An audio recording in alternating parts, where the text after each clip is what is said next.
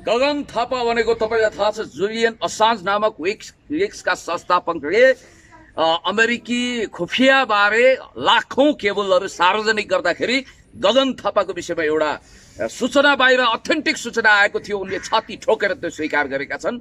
2008-09 देखि गगन थापा अमेरिकी दूतावासको पेरोलमा छन्, अर्थात् कि कन्ट्याक्ट पर्सन हुन् भनेर स्पष्ट रूपमा आएको छ, जसलाई उनले स्वीकारेका पनि छन्। तिनै गगन थापा जसले बीपी कोइराला स्वास्थ्य विज्ञान प्रतिष्ठानमा उपकुलपति नियुक्त गर्दा 16 करोडको घपलाबाजी गर्यो भने शेरबहादुर देउवाले आफ्ना कोटरीका पत्रकार र नेताहरूलाई सुनाएको कुरो मिडियामै विथ एभिडेन्स प्रमाणसहित सार्वजनिक भएको छ। दोस्रो कुरो, बाख्रा पालन गर्छु भनेर नक्कली कृषक बनेर प्याकबाट 14 करोड खन गनेर लिए हिसाब किताब छैन।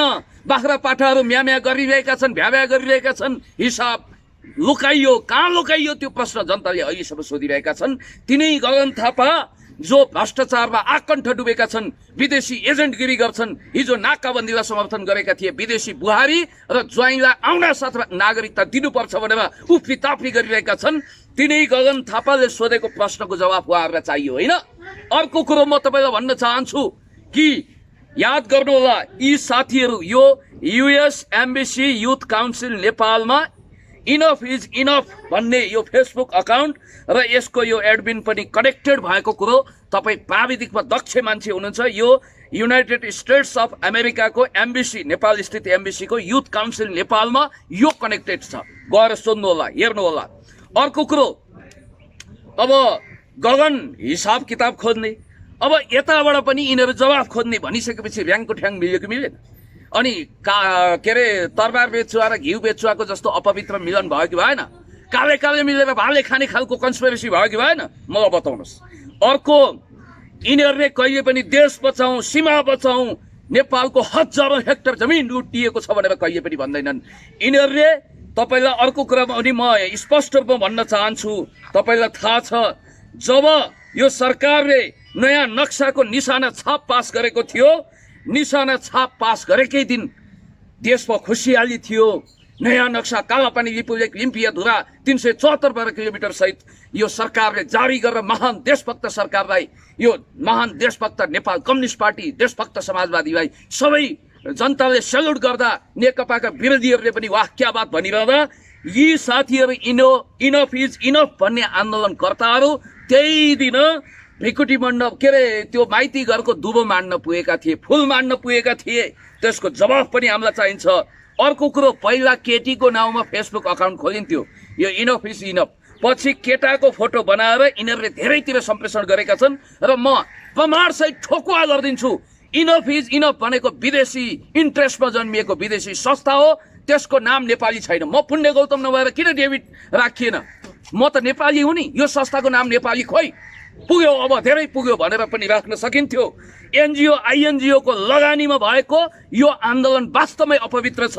यसको उद्देश्य भनेको देशलाई रुवान्डा बनाउने हो, देशमा भिडन्त गराउने हो र यो भनेको राजावादी, कांग्रेस, अराजकतावादी, तमाम खाले देशभक्त समाजवादी विरोधी, राष्ट्र विरोधीहरूको एउटा जोइन्ट भेन्चर हो र यो अपवित्र संस्था हो र यसमा जानी नजानी फसेका निर्दोष मान्छेलाई म भन्न चाहन्छु, तपाईहरु त्यसबाट बाहिर आउनुहोस्। जो मान्छे सुनियोजित रूपमा परिचालित छ, या त ऊ एमबीसी को त्यो र सीआईए को पेरोलमा छ, डलर भारी युरोमा हातमा बेचिसकेको छ, या त तिनीहरूको पनि थर्ड क्लास एजेन्ट दासानुदास हनुमान दास जसले प्रयोग भएको थाहा छैन, त्यस्ता खालका मानिसहरू पनि र केही चाहिँ असाध्यै इनोसेन्ट। ओहो, फेसबुकमा आए जाउँ न त, जाउँ हेरौँ, मेला हेरौँ, माछा बजार हेरौँ भनेर कुँडुलो लाएर आएका मान्छे पनि छन्। जम्मा जम्मी सडकमा 100-200 मान्छे उफ्रिएका छन्।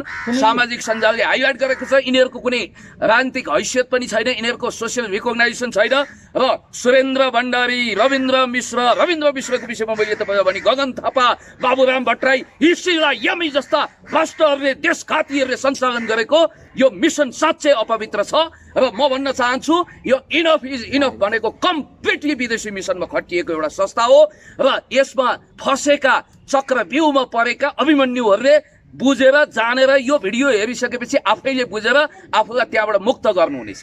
कोरोना भाइरसको यो जुन महामारी बढेको छ, यसलाई सरकारले राम्रोसँग व्यवस्थापन गर्न नसकिसकेपछि सब यो भइरहेछ नि त। तपाईँले जुन भन्नुभयो नि बाहिरको विदेशी संस्थाहरू भनेर जुन नाम लिनुभयो तपाईँले अगाडि, होइन, यी त अब सरकारले गर्नु नसकेपछि गरेका हुन् नि, यो त राम्रो हो नि जनताको लागि। तपाईँलाई एउटा कुरा भन्नु, डाक्टर बाबुराम भट्टराईको इन्टेन्सन के हो? उनले र गगन थापा, रविन्द्र मिश्र यिनीहरू सबैले यो आन्दोलनलाई हाइलाइट उहाँहरूको गरेका छन्। भनेको कोरोना भाइरसको बिरामीहरूको यो जुन महामारी छ यसलाई चाहिँ सही व्यवस्थापन हुनु पर्यो भन्ने हो। देशलाई युगान्डा बनाउने होइन, भारत बनाउने होइन, अमेरिका बनाउने होइन उहाँहरूको एजेन्डा। राजनीतिक आयोडनको अलिकति कमी भयो, बढाउनुहोस्।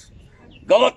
म भन्न चाहन्छु यी मान्छेहरू टेस्टेड मान्छे हुन्, फेल्ड मान्छे हुन्, यिनीहरू आफ्नै पालामा असफल भएका मान्छे हुन्। सिङ्गापुर बनाउँछु भनेर शपथ खाएर झिङ्गापुर बनाउने मान्छे हुन्, देशलाई थाङथेलो बनाउने हुन्, लुट्न नपाएकोमा आक्रोशित भएका मान्छे हुन्। गगन थापाको नैतिक हैसियत, डाक्टर बाबुराम भट्टराईको हैसियत, हिसिलाइएमी जस्तै देश विघटन गर्नुपर्छ भनेर भनेकी छिन् जो एसियाकै भ्रष्टमध्ये एक हुन्, उनले यो आवाज उठाउने। अर्को कुरा म तपाईँलाई भन्न चाहन्छु, एउटा क्वेसन मैले यिनीहरू भनेपछि बसन्तपुरमा सत्याग्रह बसेको व्यक्ति मर्नुपर्छ भन्ने तपाईँको धारणा होइन त? गलत, बाँच्नुपर्छ। कसरी गलत?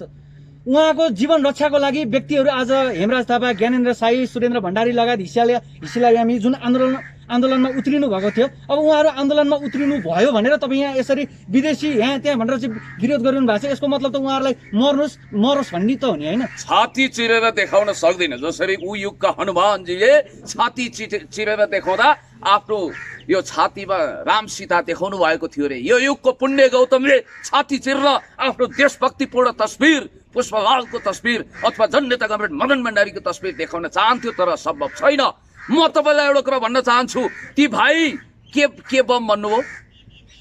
मलाई एक्ज्याक्टली याद छैन। होइन, बम गोला के पुकार बम, हजुर पुकार बम लगायतका भाइ तपाईँहरूले तुरन्त अनसन तोड्नुहोस्। तपाईँहरू निर्दोष हुनुहुन्छ। यदि निर्दोष हुनुहुन्छ तपाईँ पुण्य गौतमको लागि अनसन बस्या र तपाईँले भन्ने बित्तिकै तोड्नलाई उहाँहरू त जनताको लागि बस्नु भएको। किन तोड्नु पर्दैन? त्यो त सिआइए र रको जोइन्ट भेन्चरमा चलेको एउटा आन्दोलनमा जानी नजानी प्रयोग भएका साथीहरू यदि उहाँहरू देशको पक्षमा, जनताको पक्षमा, राष्ट्रियताको पक्षमा गम्भीर हुनुहुन्छ भने मैले भनेको म तपाईँलाई भनिदिउँ, हिसिलाइएमीले सञ्चालन गरेको आन्दोलनको जुवामुनि नारिन पुकार बम जस्तो भाइलाई शोभा दिँदैन। म चाहन्छु उहाँ पनि जानी नजानी त्यता लपेटिनु भएको छ भने उहाँलाई सम्माननीय प्रधानमन्त्रीज्यूले गएर पनि भेट्नुभयो र भन्नुभयो अनसन तोड्नुहोस् भाइहरू, यो उमेरको भाइहरू, खानुहोस्, अगाडि बढ्नुहोस् भन्नुभयो। शरीर सुकाउने होइन, मैले पनि अनसन बसेँ, तर म आमरण बसिनँ, रिले अनसन बसेँ। उहाँहरू आमरण होइन, रिले नै बसेको होला मेरो विचारमा। र म तपाईँलाई भन्न चाहन्छु, यसरी सडकमा उफ्रीताफ्री गरेर हिसाब कोरोना व्यवस्थापनको कुरो हुँदैन। सम्बन्धित ठाउँमा जानु पर्यो। सम्बन्धित ठाउँ कहाँ हो सर? म भनौँला, उहाँहरूले फोन गरेपछि म भनिदिउँला कहाँ हो। भनिदिनुहोस् न, हाम्रो यत्रो अनलाइन मिडियाहरू छ, भनिदिनुहोस्। सबैको अगाडि भन्न मिल्दैन। सम्बन्धित ठाउँमा म लिएर पनि जाउँला। सम्बन्धित ठाउँमा जानुपर्छ, सम्बन्धित ठाउँमा सुनवाई गर्नुपर्छ। खोलामा गीत गाएर जतिसुकै राम्रो स्वर भए पनि नारायण गोपाल हुन सकिँदैन। स्टुडियोमा आउनुपर्छ, नातिकाजीसँग स्वर परीक्षा दिनु पर्यो उनले। त्यस कारणले गर्दाखेरि म तपाईँलाई भन्न चाहन्छु, पुकार बम भाइको सुस्वास्थ्य, दीर्घायु, दीर्घ जीवनको कामना गर्छु। कसैको पनि ज्यानको खत नहोस्, क्षति नहोस्। उहाँहरूलाई 7 खत माफी दिनुपर्छ। र यति कुरो तपाईँले बुझ्नु होला। अर्को कुरो, महँगो ब्यानर किन्ने पैसा कहाँबाट आयो? ऊ यो कागले कर्कस आवाज फ्याँके जस्तै सामाजिक सञ्जाललाई पुरै कर्कस बनाइसकेका मान्छेहरू इन्डो अमेरिकन कन्स्पिरेसी, ग्रान्ड कन्स्पिरेसीको हिस्सा भएका छन्। र अर्को कुरो पनि तपाईँले ख्याल गर्नुहोला, यी साथीहरू जो सीमाको विषयमा कहिले पनि बोल्दैनन्, यो सरकारले नागरिकता विधेयकमा राष्ट्रवादी अडान लिँदाखेरि धन्यवाद भन्दैनन्, अनि निशाना छाप पास गर्दा कालापानी लिपुलेक लिम्पियाधुरा समेटेर महान नक्सा जारी गर्दा यिनीहरू ओठमा भोटे तालचा ठोकेर बस्छन्। मात्रै त जारी भयो नि सर, अबको 100 वर्षमा नि फिर्ता हुन्छ कि हुँदैन जमिन चाहिँ? अब 100 वर्षसम्म त तपाईँ हामी नि बाँध्दैनौँ। त्यो मरेपछि कुन्नी के जाति राजा भने जस्तो त्यता नजाउँ अघि। 100 वर्ष पछिको कुरोमा 100 वर्ष त हामी बाँचौँला। अहिले 40 भइयो। 40 भने चाहिँ थर 40 होइन, 40 वर्षको भने। त्यसपछि म तपाईँलाई कुरा गर्न स्पष्ट रूपमा भन्न चाहन्छु, एउटा कुरा ख्याल गर्नु होला। Open veins of the Latin America 5th century of the pillage of कन्टिनेन्टको लेखक एदुवर्दो गोलानेले भन्नुभएको छ, देशभक्ति र मानवता सर्वोपरि हो। मानवता र देशभक्ति गुमाएपछि केही पनि हुँदैन। यस्ता नक्कली फजुल, यस्ता लन्जु फन्जु आन्दोलनको रफु चक्करमा लाग्नु हुँदैन। साथीहरू जो सेलिब्रिटी स्ट्याटसको मोहले अटेन्सन सिकर साथीहरू अहिले जानुभएको हो भने त्यसमा उहाँहरू निकै चाँडो रिट्रिट हुनुहुनेछ, फर्किनु हुनेछ। होइन, जानी बुझी उहाँहरू पनि दास अनुदास हनुमान दास जस्तो भएर गएको हो भने राम राम भन्न सकिन्छ, काँध थाप्न सकिँदैन। र म 100% ग्यारेन्टी दिएर भन्छु, रविन्द्र मिश्र, बाबुराम भट्टराई, गगन थापा, अनि त्यसपछि इन्डो वेस्टले सञ्चालन गरेको, पश्चिमा र भारतले सञ्चालन गरेको उनीहरूको लगानीमा चलेको, उनीहरूको प्रायोजनमा चलेको स्पोन्सर्ड आन्दोलनले काहीँ लाँदैन। यसले देशलाई क्षति मात्रै पुग्छ।